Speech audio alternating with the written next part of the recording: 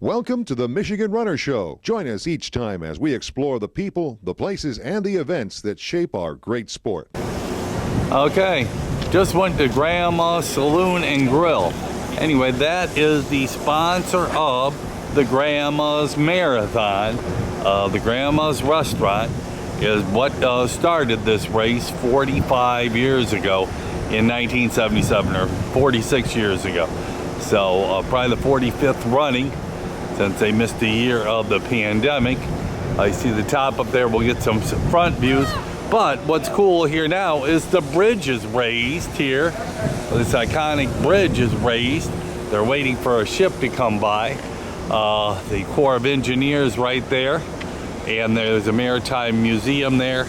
So we'll take a look and see what all is up along. Okay, we're here on the shipping channel. And a ship is getting ready to come in off the channel here. You see down the way here. But what's cool is they raised the bridge right here. This is the roadway bridge, and they raised it. There it is, looking up at it all the way down. That big concrete there. Kind of cool on how they do this. And that concrete piece drops all the way down. Yep. There's the rest of the harbor over there. This is a big shipping harbor. Everything from Minnesota rolls into here. There's the bridge over there. It's in Superior, Wisconsin. But here it is. Okay, here's a better view of the boat coming in. Got ironwork pellets on. If you see any crew on board, give them a big wave and we'll bring it back to the 24. Yeah, coming in nice and slow. Lighthouse at the end of the pier here. Old tugboat. That's all part of the U.S. Army Corps of Engineers. It says Detroit District. Cool. And there's a better view of the bridge. That's up now.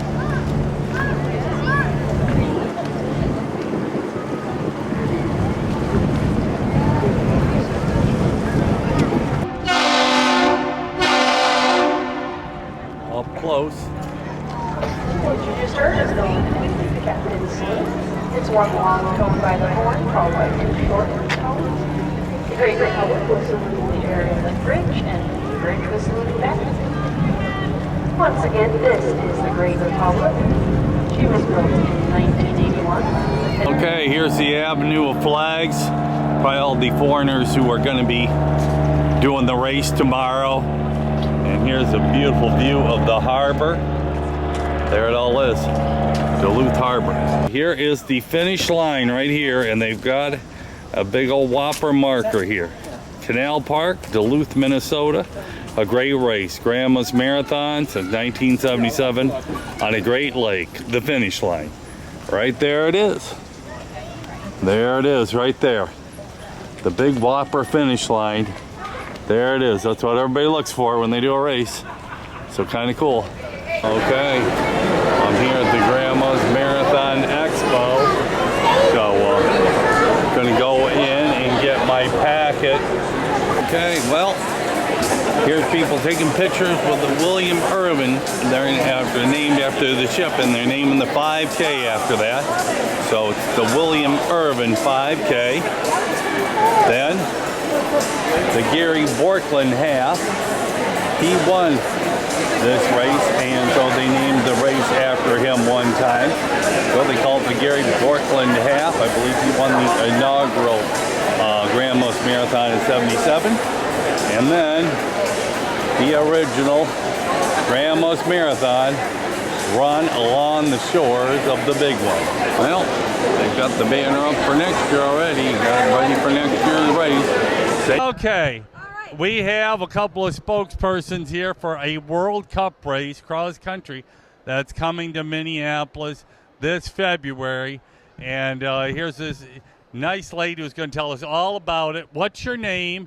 And tell us about this exciting cross-country ski race that's coming to Minneapolis. All right. Well, thank you. My name is Raquel Raquel Cunahan, and I am part of the local organizing committee of the Lopet Foundation. We are sponsoring the World Cup that's coming to Minneapolis, Minnesota in February, President's Weekend 2024.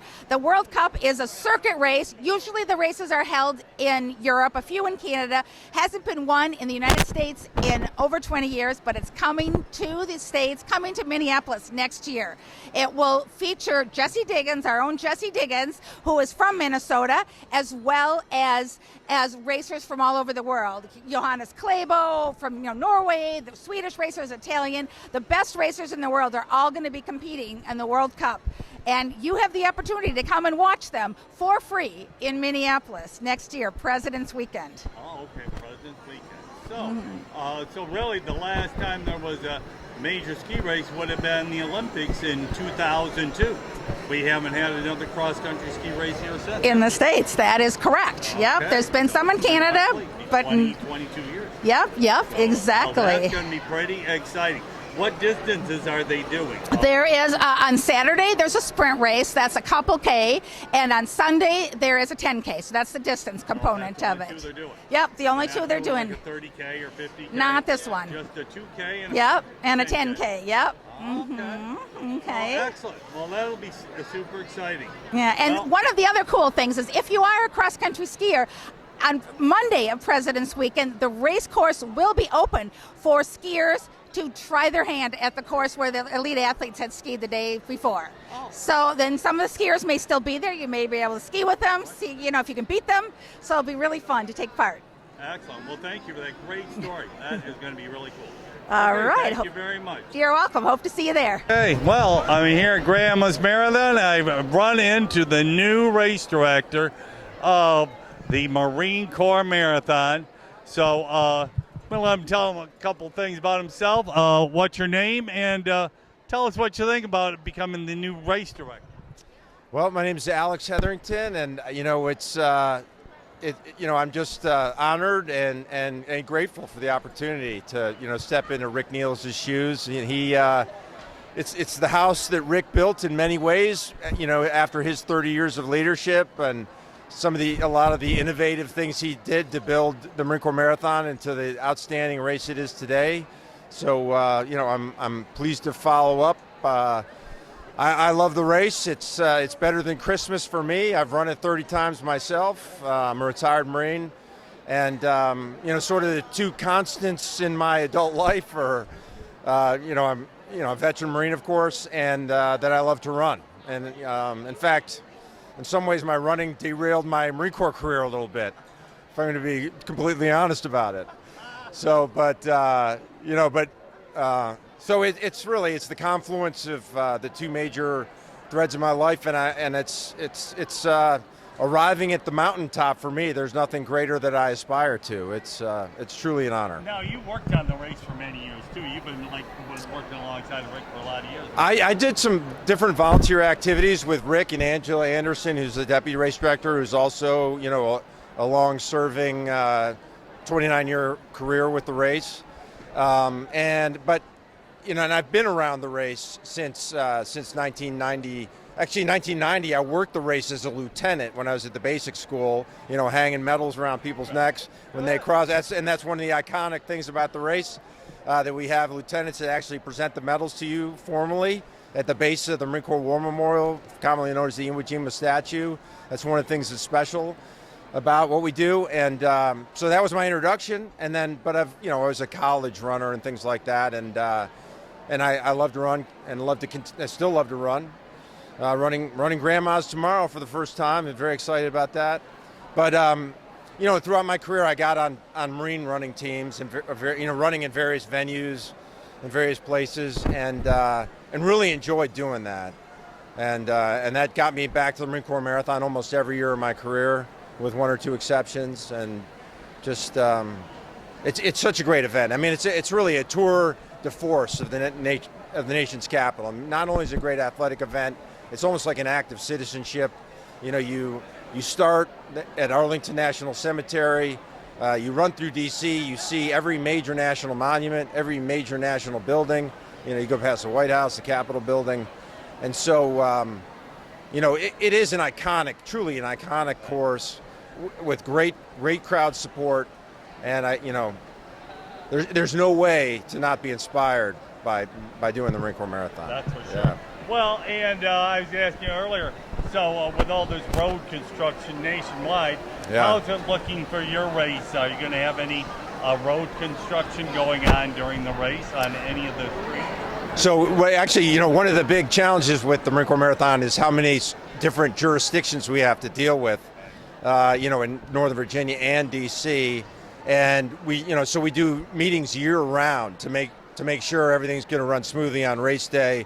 And, you know, keep an eye out for upcoming construction projects is obviously high on the list.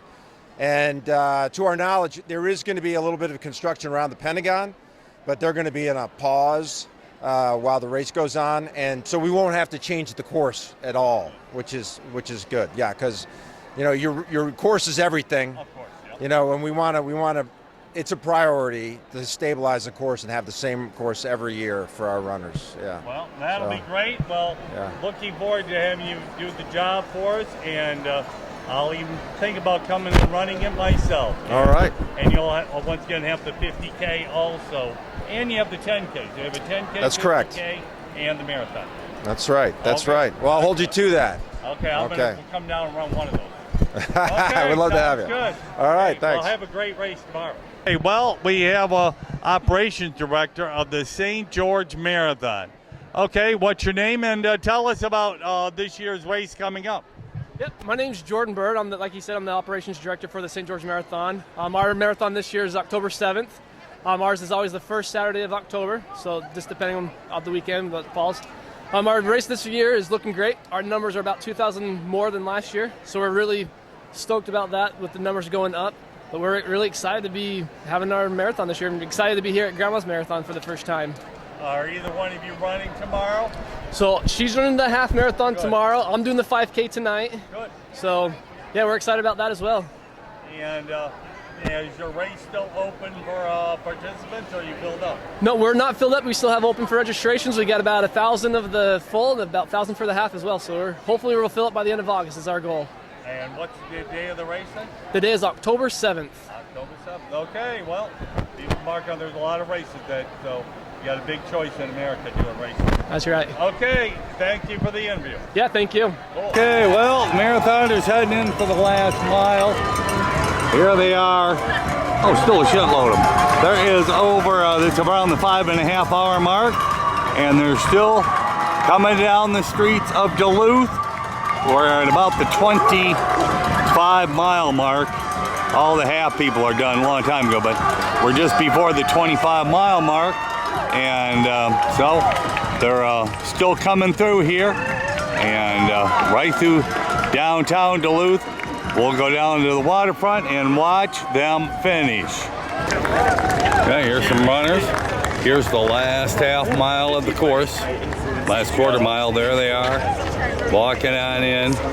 I'm getting close to the finish line, but I just saw this cool sculpture on top of a boat that's a tie-off. A couple of people, sailors with a sun and a seagull. There it is. There's the finish line. A couple hundred yards. Somebody bringing in a wheeler. Cool. Yeah. There it is. They come around the clock tower there. And they go all the way down their finish line. So we're going to go check that out now. Okay, here's a little better view of the finish line. There it is. Unbelievable.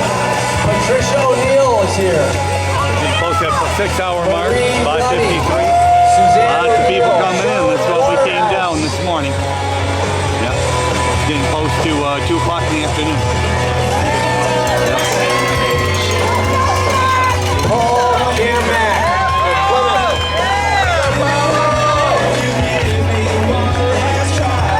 There's all their Maddie, all right.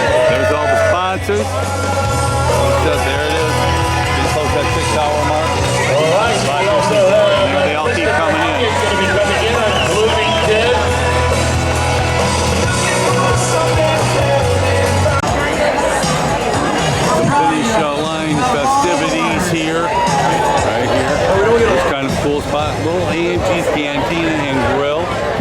People hanging out here, welcome runners. We were here yesterday, Scenic Trail Road, and there's the finish line. And I'm going there and get a little bit of filming of some of the people I know there.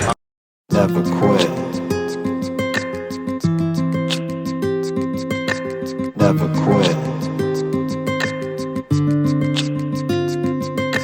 Never quit. Never quit.